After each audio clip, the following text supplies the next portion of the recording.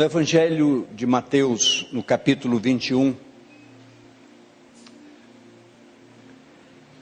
nos fala sobre quando Jesus teve a sua entrada triunfal em Jerusalém, o povo se alegrando, dizendo: Hosana, bendito aquele que vem em nome do Senhor. Ao chegar no templo, Jesus teve que agir com rigidez, expulsando os vendilhões do templo e declarando ser sua casa uma casa, a casa do Pai, uma casa de oração. Mas nos diz a palavra que ao sair de Jerusalém, pernoitou numa cidade chamada Betânia, um povoado.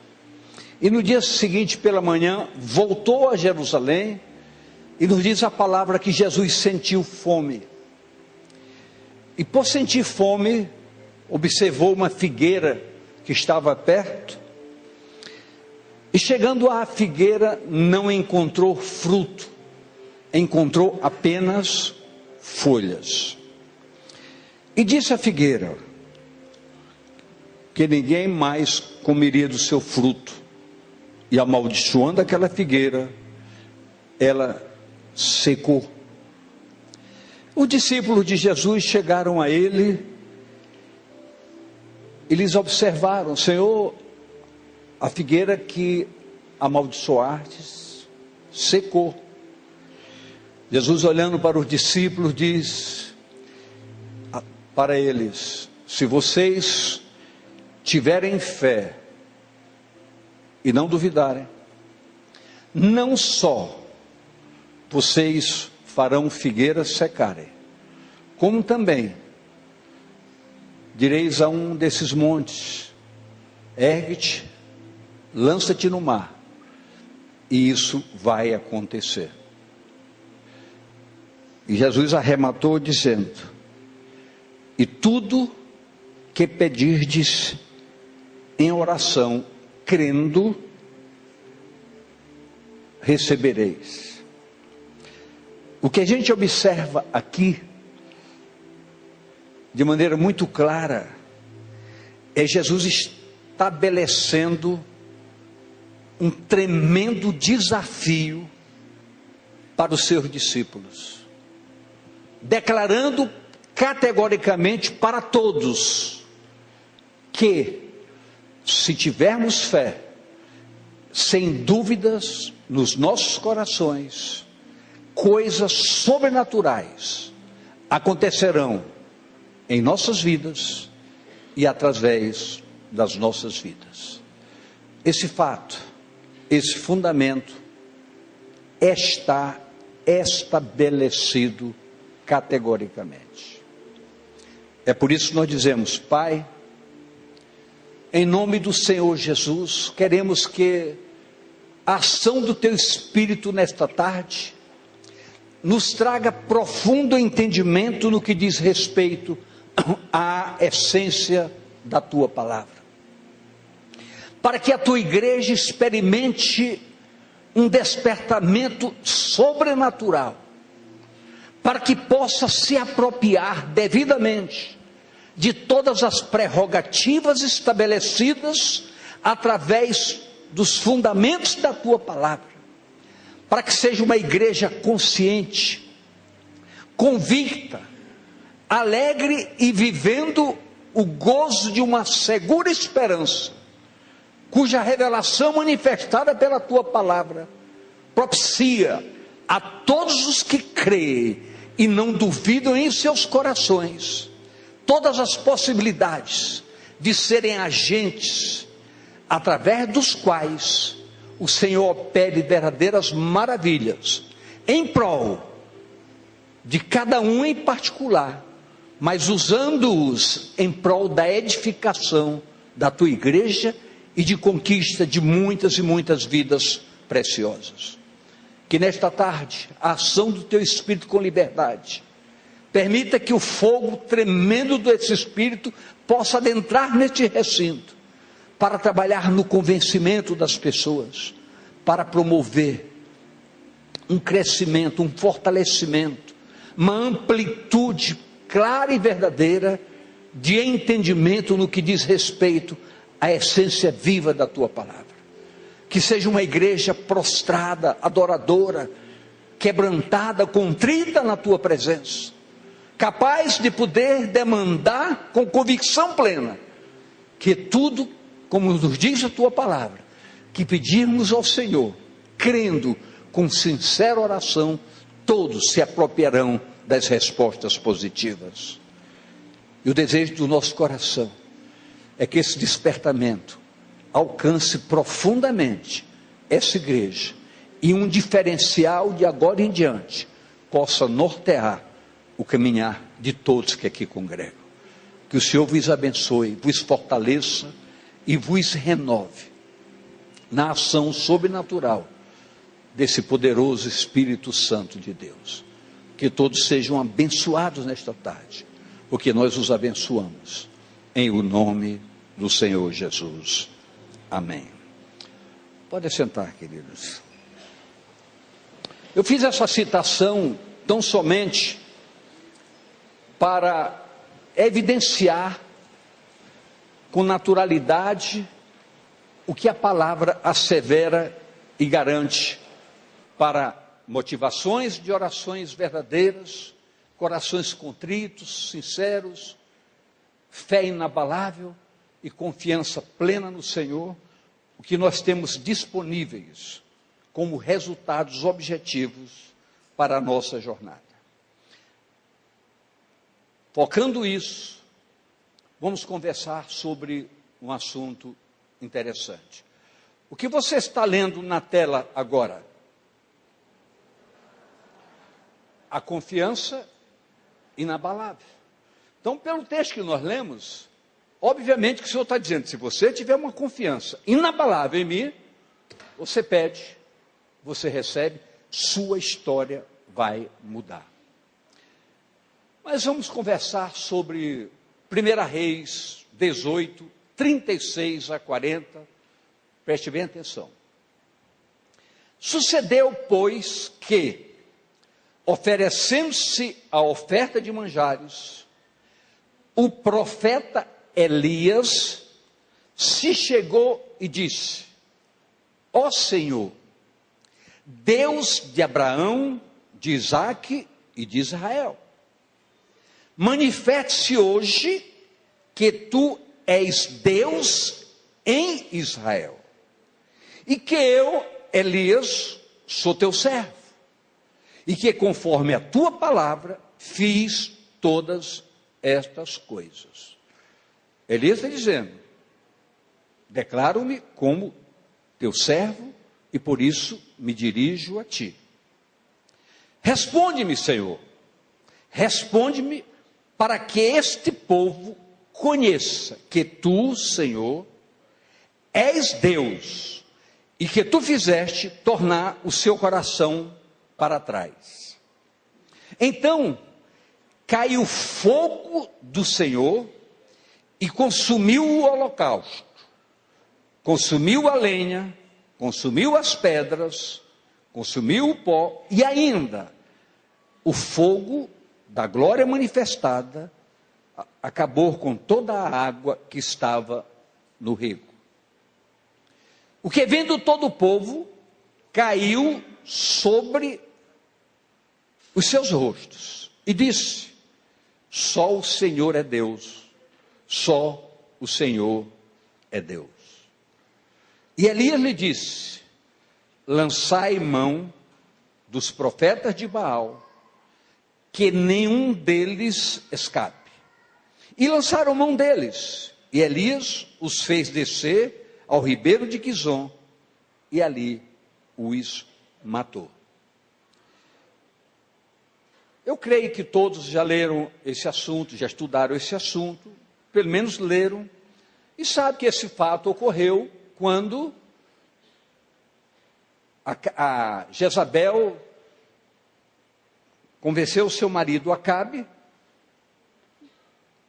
que matasse todos os profetas do Senhor. Uns foram escondidos e sobrou Elias.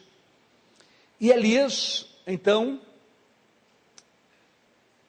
fez o que nós acabamos de ler. Os profetas de Baal conquistaram a amizade e a companhia da soberania do reino. Todavia, nada mais eram do que profetas falsos do inimigo.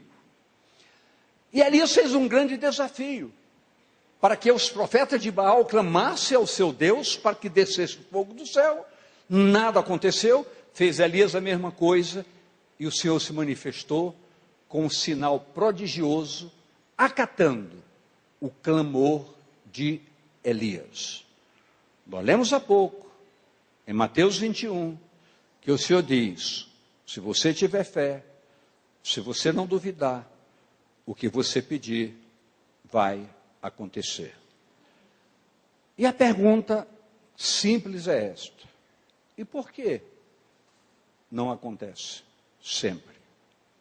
É preciso que a gente observe o seguinte: quando o profeta Elias se expôs diante do inimigo, mas acima de tudo, diante do Senhor, fazendo um desafio da dimensão que a palavra nos mostrou nesta tarde, desafiando profetas do mal, estava ali, evidenciando uma autoridade advinda da sua plena confiança e relacionamento com Deus.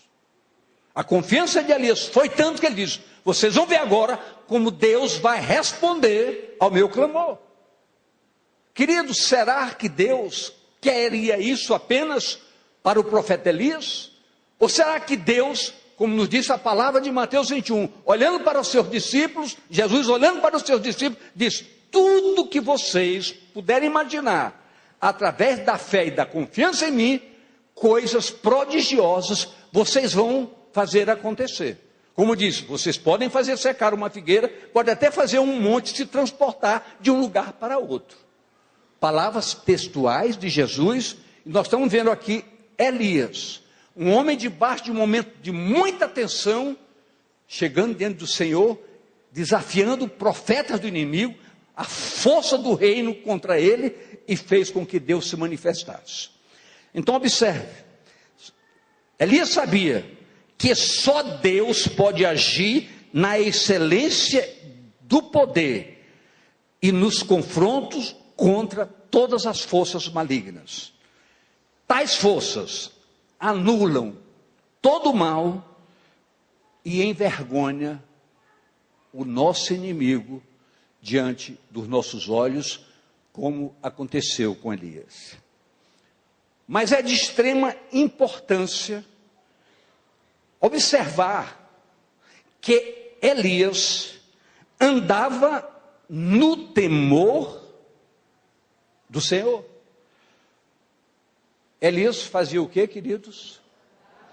Eu queria ouvir bem claro de vocês. Elias.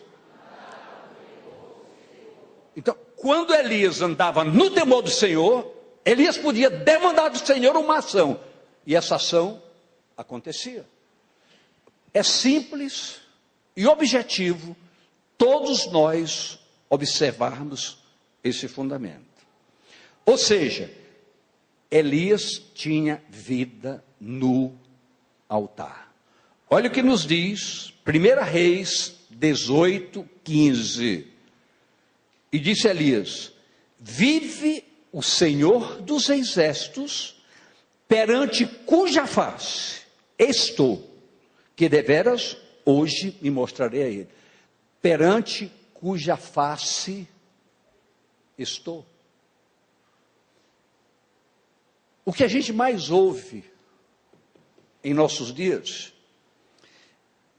é o problema do governo que nós estamos sendo informados por todas as fontes de informação, a crise potencialmente instalada no Brasil e em outros lugares, a devassidão, a depravação e tantas coisas que nem sequer convém falar. Mas observe, a palavra de Deus nos faz aclarar categoricamente que chegará um momento em que o Senhor fará a diferença entre quem o serve e quem não o serve. Eu pergunto, qual a oportunidade primeira de que isso possa acontecer, senão nesses momentos terríveis de crise?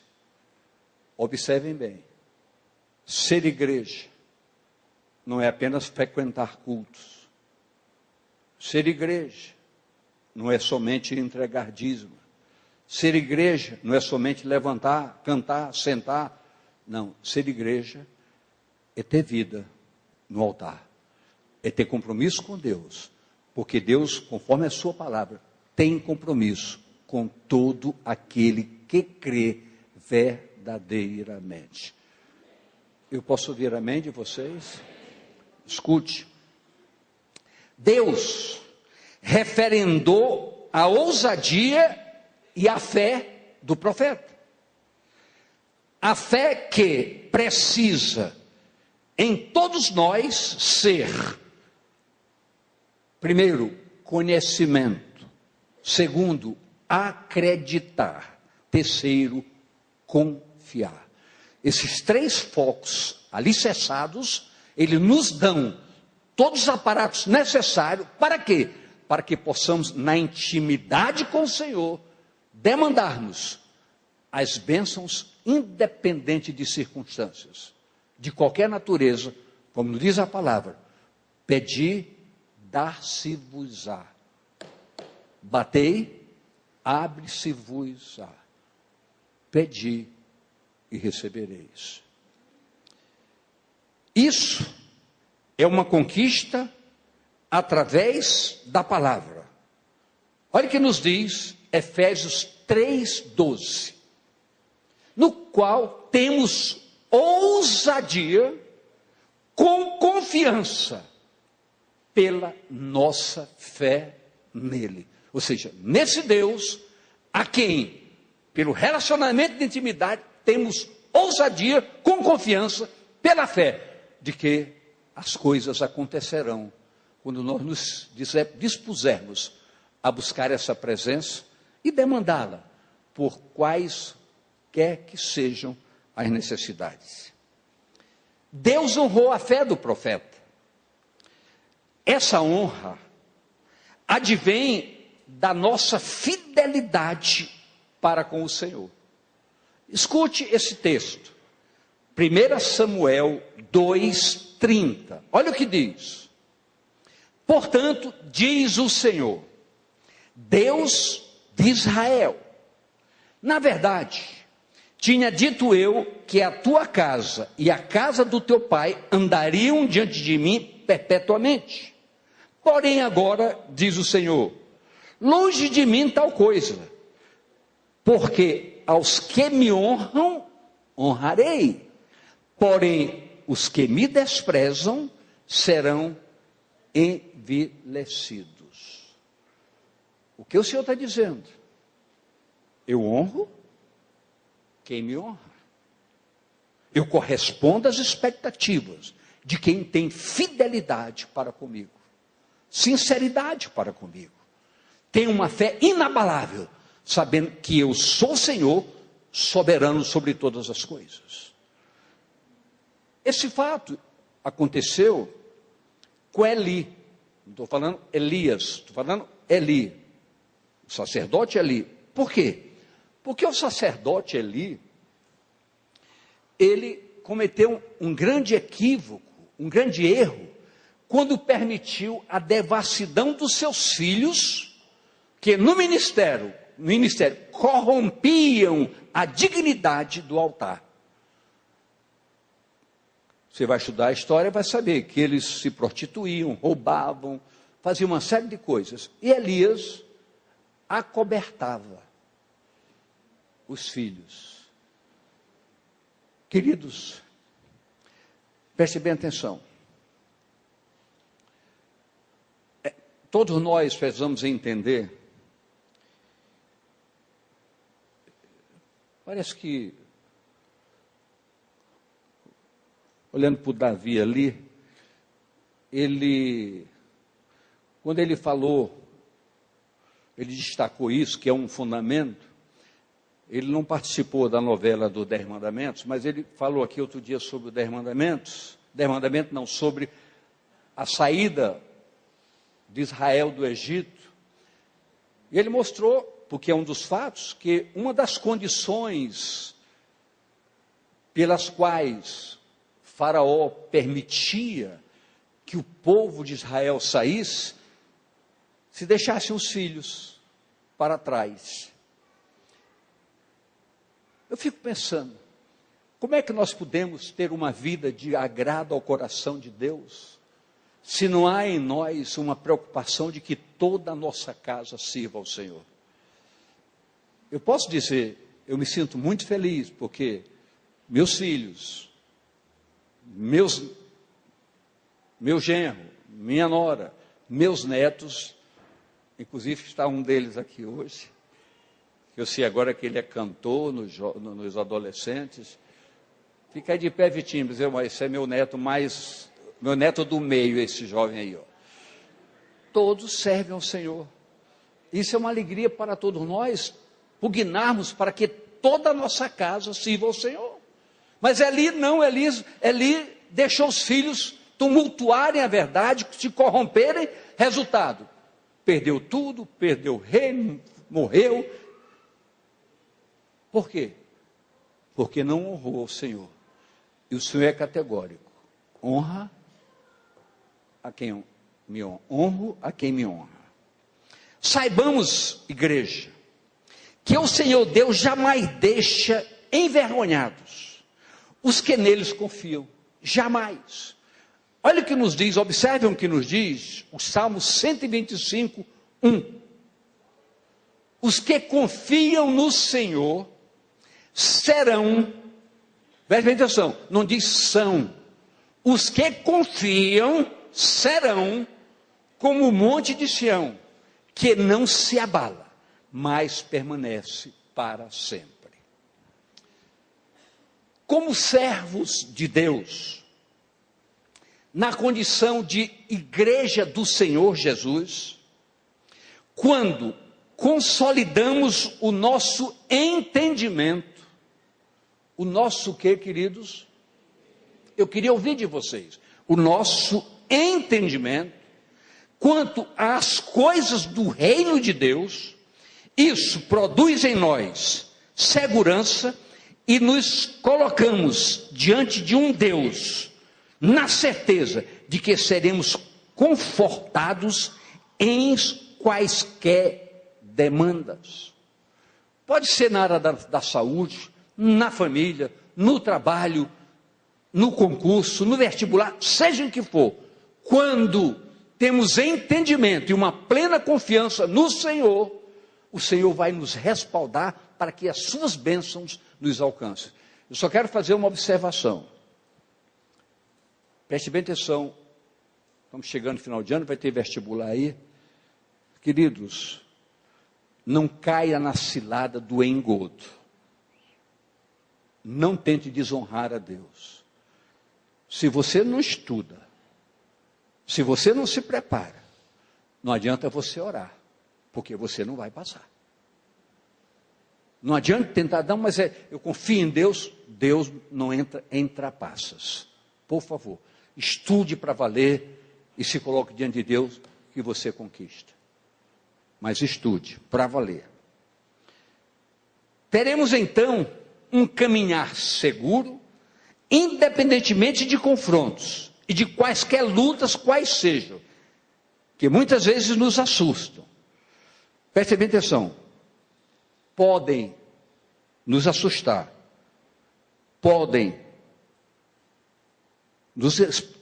nos afrontarem, mas nunca nos intimidam, porque a nossa confiança estará sempre além de qualquer expectativa. Olha o que nos diz 1 Reis 19, 1 e 2. Acabe fez saber a Jezabel tudo quanto Elias havia feito e como totalmente matara todos os profetas à espada. Então Jezabel mandou o mensageiro a Elias e dizer-lhe: assim me façam os deuses, se outros tantos, se der certo, amanhã, a estas horas, não puser a tua vida como a de um deles, ou seja, também te matarei. Tal não aconteceu, porque esse Deus que respondeu a Elias, com certeza, não permitiria que Elias sofresse um dano dessa dimensão. A proteção divina não necessariamente se vê, não necessariamente se manifesta a olho nu, mas ela existe potencialmente. A palavra fala de fé. O que é fé? É a plena convicção daquilo que se espera, embora não se veja. Preservar em confiar no Senhor é um promover da sua ação, nos levando pacientemente a descansar nele. Por que que isso é importante para nós como corpo igreja? Porque, queridos, entenda bem, o que é um sintoma de uma doença? De um modo geral, é a evidência de que essa doença está instalada, porque o sintoma se manifesta. Ora, quando nós temos a plena intimidade de Deus, intercedemos para que o Senhor opere uma maravilha em nossa vida, até mesmo de uma cura, muitas vezes o inimigo faz com que os sintomas nos enganem, para macular a nossa expectativa. Mas como nós temos convicção, o sintoma pode até se manifestar, mas a nossa convicção nos dá a plena consciência de que o Senhor operou em nossas vidas. E é preciso, pacientemente, aguardar tudo o que o Senhor faz em todos aqueles que nele creem, nele confiam, porque Deus é suficientemente para concluir, para terminar tudo o que ele começa. Escute, Lucas 21:19 diz: na vossa paciência possuí a vossa alma. O que é a nossa alma? A nossa alma é sede de emoções. E a palavra diz que, com paciência, crendo que Deus opera, verdadeiramente, a nossa fé inabalável nos sustenta e nos garante a devida paciência para que possamos aguardar o agir, o operar de Deus segundo a sua vontade. Deus não caminha com a nossa vontade. A própria palavra diz que a sua vontade não é a nossa vontade, o seu modo de agir não é o nosso modo, seu querer não é o nosso querer. Isaías 55 mostra isso bem claro. Então, é importante que os que confiam no Senhor, pacientemente, aguardem o agir de Deus, porque Deus age na hora certa, no momento certo. Sabe o que a Bíblia nos fala sobre isso? Que muitas vezes a nossa insistência, a nossa cobrança, permite até que Deus haja, mas os ossos definham. Não me pergunte como, porque eu não sei, mas é o que a palavra diz. Esperar com paciência é deixar Deus agir no seu modo, como Ele quer, como Ele acha, e como é conveniente para Ele e para nós. Perseverar é, sem sombra de dúvidas, um grande desafio para todos nós. Apesar de tudo, nossa jornada ainda é desafiadora. Deixa eu perguntar uma coisa para vocês. Quem tem um caminhar desafiador todos os santos dias? Todo mundo. É a grande verdade. Nós somos desafiados todos os dias. Agora eu pergunto, quem nos desafia? Nós mesmos. O nosso desafio está em nós. Porque nós não cremos como deveríamos crer, não confiamos como deveríamos confiar, damos comida para profetas do diabo. Pense isso com muita clareza. Não é uma agressão, é uma chamada de atenção veemente. Por quê? Porque é tempo de nós destruirmos todos os profetas de Baal que nos cercam todos os dias. Elias enfrentou tudo, mas disse: Senhor, hoje esse povo vai saber quem é Deus.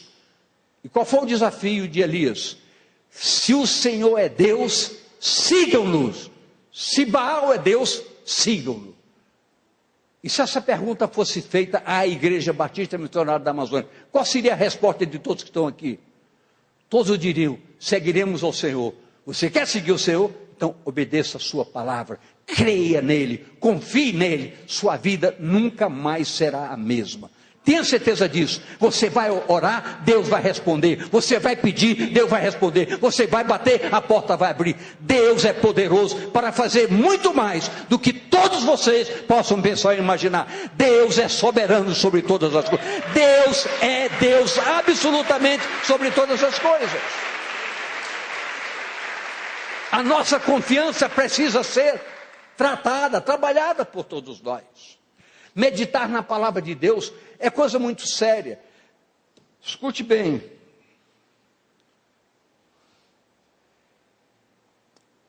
Nós, pastores, enfrentamos um grande desafio. E nós temos conversado muito sobre isso.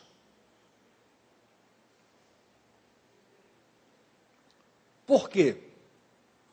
Porque muitas vezes nós nos sentimos afrontados quando conversamos, porque existe uma pressão de fora para dentro, para que nós concordemos com o que muita gente pensa. Por exemplo, essa semana,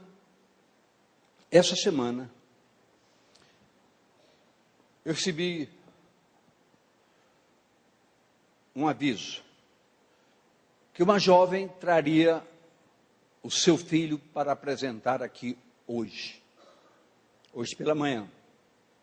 Eu não vou citar nome de ninguém, vou citar só o fato. Essa criança dessa jovem foi uma criança que nasceu de prostituição.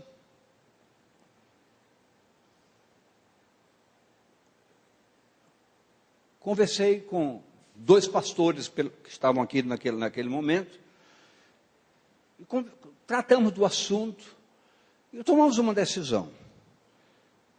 Diga para essa jovem que ela traga o seu filho, leve ao meu gabinete, lá no gabinete, eu orarei por essa criança e abençoarei a criança.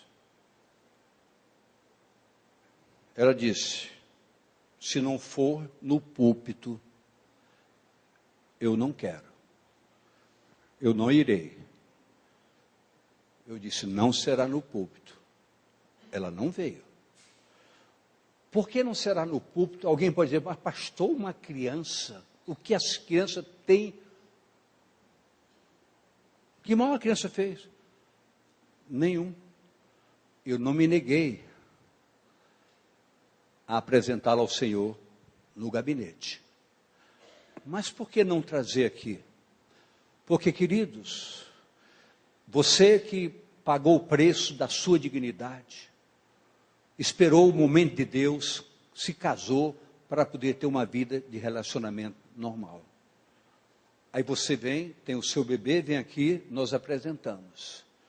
Chega um e tem um bebê da prostituição, temos a mesma conduta. Nós estamos honrando vocês? Nós não estamos abrindo uma guarda? Faz de qualquer maneira, que é tudo igual para todo mundo. Não é igual para todo mundo. As coisas têm que ser corretas. O púlpito precisa dignificar a veracidade do projeto divino. E nós somos desafiados em muitas outras coisas. Não vou fazer citações para não mexer com ninguém, mas nós vamos ter que trabalhar. Nós vamos ter que enfrentar confrontos por parte de alguns, mas nós não podemos abrir mão da dignidade do púlpito. A igreja está sofrendo lá fora, terrivelmente, por facilidade dos púlpitos, a permissibilidade dos púlpitos. Querida, púlpito é fonte de informar normas e diretrizes com fidelidade aos princípios do reino. Isso é responsabilidade de todos nós. Eu sei que eu pago o preço por ser criticado por causa disso, mas eu quero dormir em paz, tranquilamente. Eu posso ouvir amém de vocês? Queridos, se nós não preservarmos, quem vai preservar? Sabe por quê? Os pastores que estão aqui sabem disso. Nós daremos contas a Deus por esse púlpito. E está na palavra. Mas escute.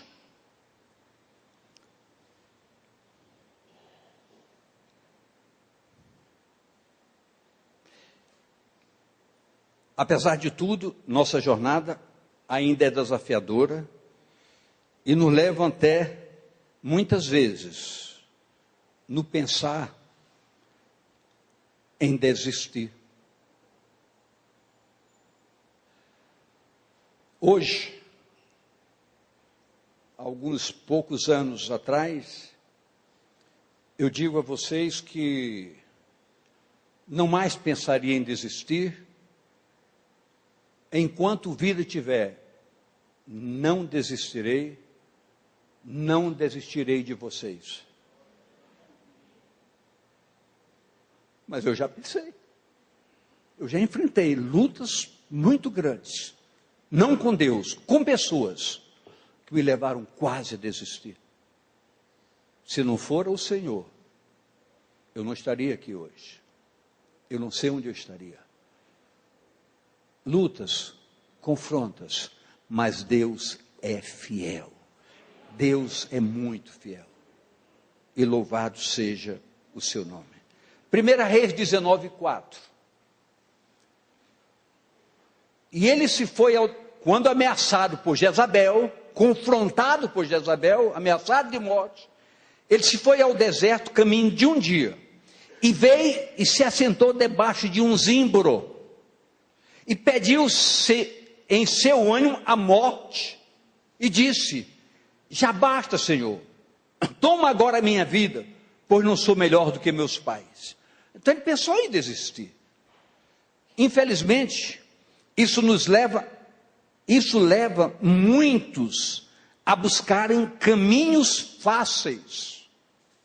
Quando tentamos acomodar situações sem encará-las, é pôr em evidência nossas armas e as nossas forças. Daí, muitas vezes, o insucesso e o fracasso. Uma das coisas que mais, eu acho, quantas vezes nós já discutimos sobre casamento na nossa reunião pastoral? Várias vezes. Por quê? Quando a gente abre a Bíblia, diz. Quando nós abrimos Mateus 19, lá está escrito: qualquer que repudiar sua mulher, sem ser por relações sexuais ilícitas, e casar com outro, comete adultério. E quem casar com a descartada, comete adultério. Alguém chega, se separa por qualquer razão, quer subir ao altar com véu, grinaldas, flores, e quer que a gente imponha as mãos. Se a gente disser, mas é um absurdo. Se a gente disser não, é um absurdo. É um absurdo. O que a gente ouve? Se nós não casarmos aqui, vamos casar em outra igreja? Vamos acomodar a situação? Não. Vá casar em outra igreja. Deixa cair sobre a cabeça dele a sentença, não sobre a nossa. Queridos, é uma coisa complicada. Mas se a pessoa então já vem casada de lá, mas impor as mãos. Por que eu estou falando isso? Porque a gente quer que todos entendam que nós temos que preservar os princípios que regem fundamentalmente a palavra de Deus. Nós não podemos acomodar situações. É complicado para todos nós.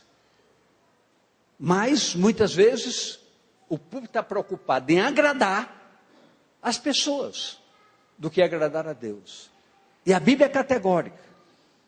Quem ama pai, mãe, irmão, filho, mais do que a mim, não é digno de mim. Nós temos que amar o Senhor da palavra. Ele é o Senhor das nossas vidas. Nós existimos por causa dele, nós falamos por causa dele, nós respiramos por causa dele, nós existimos por causa dele. E vamos desconsiderar em mínimas coisas? Por favor. Eu posso ouvir amém, queridos? Escutem. 2 Timóteo 3,12. E também todos os que piamente querem viver em Cristo Jesus padecerão perseguições. Todos que querem pugnar pela realidade da palavra serão criticados, acusados, falarão da gente. É um risco. Mas quem nos faz correr esse risco, paga a conta e responde por todos nós. Quando Jesus falou aos seus discípulos, João 16:33, dizendo: tenho-vos dito isso, para que em mim tenhais paz. No mundo tereis aflições, mas tem bom ânimo, eu venci o mundo.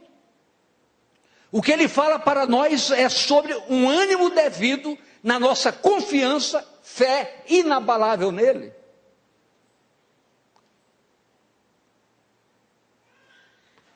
Ele estava dizendo: em quaisquer circunstâncias, confie e descanse em mim, tende bom ânimo.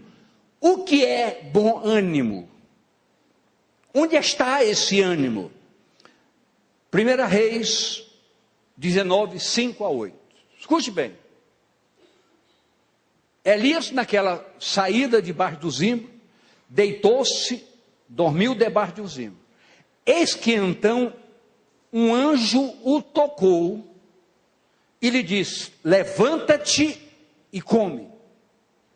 Quem tocou em Elias? Um anjo. E olhou, e eis que à sua cabeceira estava um pão cozido sobre as brasas. Ali não tinha padaria, ali não tinha nenhum comércio.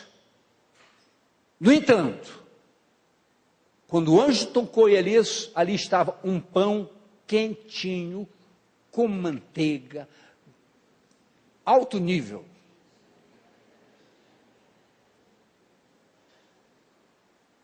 Uma botija de água. Comeu, bebeu e tornou a deitar-se. Muitas vezes a luta é tão grande que só uma arrancada não serve, não dá.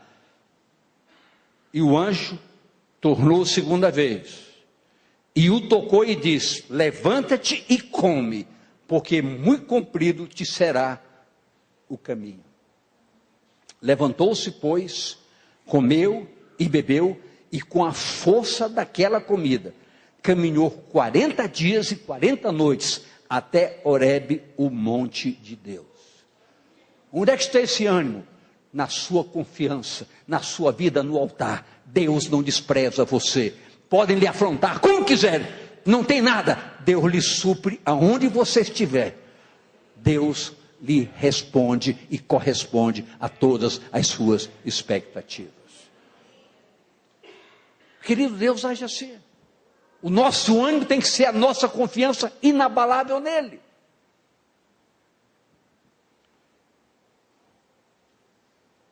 Salmo 116, 1 a 9. Amo ao Senhor, porque Ele ouviu a minha voz e a minha súplica. Porque inclinou para mim os seus ouvidos, portanto invocá-lo-ei enquanto viver. Cordéis de morte me cercaram, e angústia do inferno se apoderaram de mim. Encontrarei aperto e tristeza. Então invoquei o nome do Senhor, dizendo: ó Senhor, livra a minha alma, livra a minha alma. Piedoso é o Senhor e justo, o nosso Deus tem misericórdia. O Senhor guarda aos simples. Estava abatido, mas Ele me livrou. Volta minha alma ao teu repouso, pois o Senhor te fez bem. Porque tu, Senhor, livrar-te a minha alma da morte, os meus olhos das lágrimas, os meus pés da queda. Andarei perante a face do Senhor, na terra dos viventes. Ora, igreja, nós estamos buscando na palavra todos esses fundamentos para que eles respaldem as nossas expectativas, para que as nossas decisões ou mudanças radicais que possam acontecer de agora em diante tenham como fundamento a sustentação da palavra e a nossa confiança cada vez mais se torne inabalável. Essa é a ação soberana de Deus para conosco. Permitir que através da nossa confiança plena para com Ele, sejamos uma igreja que anda de cabeça erguida, confiante, sabendo que o nosso Deus é confiável, é seguro e que podemos ter esperança. Podemos dar pontapé em todos os profetas do diabo e caminharmos na certeza que o nosso Deus é a nossa esperança, é o nosso ânimo, é a nossa resposta em quaisquer expectativas. Igreja, o prazer do coração de Deus é que nós o busquemos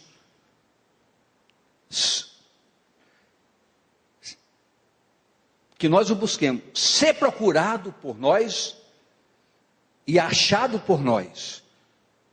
É o que Deus quer. 1 Pedro 5, 7. Lançando sobre ele toda a vossa ansiedade, porque ele tem cuidado de vós. A situação evolutiva das dificuldades do mundo que nós vivemos é real. E tem uma notícia péssima para vocês: não vai melhorar. Não existe possibilidade de melhorar. O que está acontecendo lá fora é o caos, e o caos se agiganta. É só abrir a palavra e verificar os fundamentos estabelecidos pela palavra. Esse caos está estabelecido. Mas aí é a hora da igreja entender que Deus vai fazer diferença entre quem o serve e quem não o serve. Pode não chover para um lado, não chover do outro, mas chove no seu terreno. Deus faz diferença. Sua vida precisa galgar condições de receber essa diferença da parte de Deus. Hoje, estou falando quando? Hoje. Deus pode lhe responder categoricamente e a sua história pode mudar. Deus é poderoso para fazer isso hoje para você, se você crer, não duvidar. Se a sua fé for inabalável e sua confiança em Deus extrapolar todos os limites do negativismo.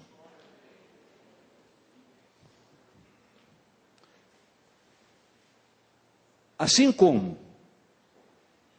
o quadro pernicioso não vai mudar, a abundância da graça de Deus em Cristo Jesus para a sua igreja também não vai mudar.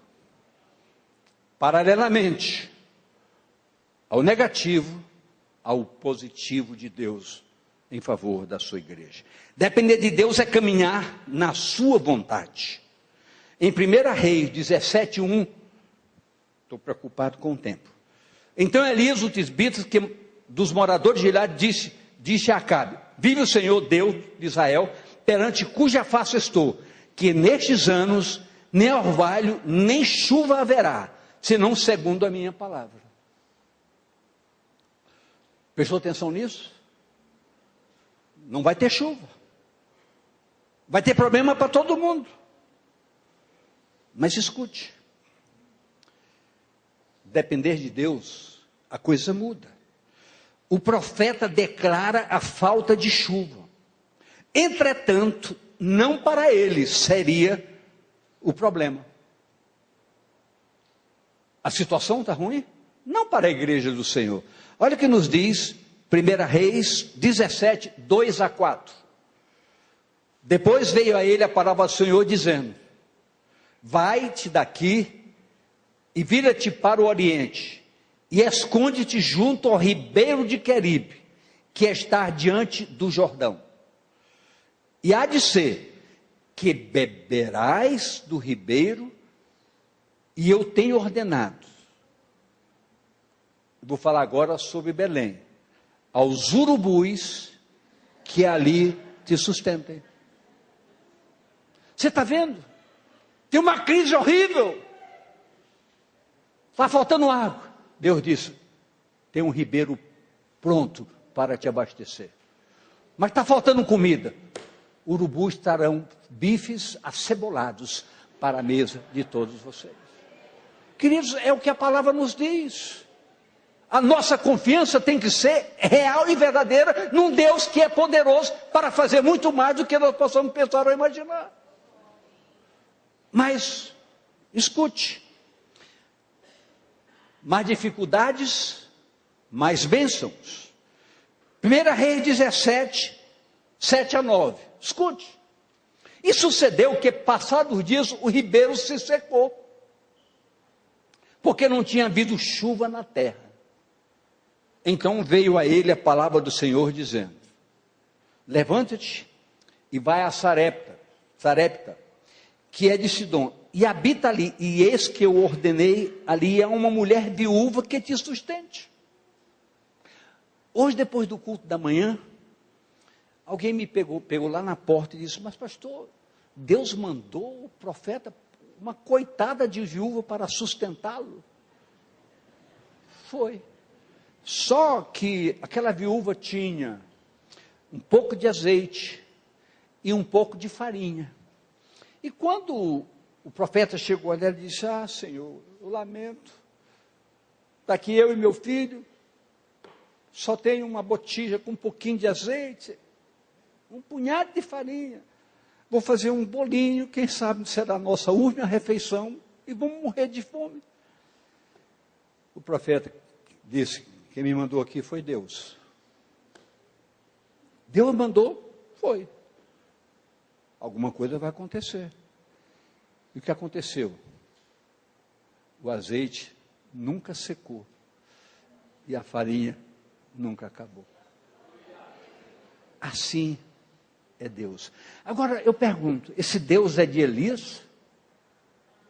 Vou dizer para você: é meu Deus. É seu Deus. Ele fez com Elias, ele pode fazer comigo, e já fez muitas vezes, e com você também. Mas escute, eu li todo o texto, até o 9. Volta o texto, ver se eu li até o 9. Tá certo, ok. As maravilhas de Deus se evidenciam amplamente em nossas vidas, quando servimos ao Senhor com fidelidade, quando esperamos e confiamos no Senhor com sinceridade dos nossos corações, tenhamos certezas, as coisas acontecem. 1 Reis 17, 24. Então a mulher disse a Elias: nisto agora conheço, ou nisto conheço agora, que tu és homem de Deus, e que a palavra do Senhor na tua boca é verdade. Absoluta verdade. Queridos, eu vou pular um pouco, o tempo me assustou aqui. O apóstolo Paulo não projetou nenhuma reunião de sinais, nem nós também não projetamos, mas Atos 28, 3 a 5 nos diz uma coisa interessante. E havendo Paulo ajuntado uma quantidade de vides e pondo-as no fogo, uma víbora fugindo do calor lhe acometeu a mão. E os bárbaros, vendo-lhe a víbora pendurada na mão, diziam uns aos outros: certamente este homem é homicida, visto como escapando do mar a justiça não o deixa viver. Mas sacudindo ele a víbora do fogo, não padeceu nenhum mal. Há um antídoto chamado graça de Deus em nossas vidas. As perniciosidades desse mundo podem chegar perto, mas não nos machucam. Há um blindar do poder de Deus que opera na vida de todos os seus servos. Deus age de forma oportuna e dentro da sua vontade. Igreja Batista Missionária da Amazônia. O povo de Deus precisa estar sempre ajustado com Ele, pois esses momentos de oportunidade sempre aparecem. Sejamos os Elias, os Paulos, os Pedros, os Joãos, em nossos dias. Desde que nossos propósitos sejam sempre glorificar a Deus e honrar o Deus único e verdadeiro. Amém? Sejam benditos do Senhor nesta tarde. Fiquem de pé.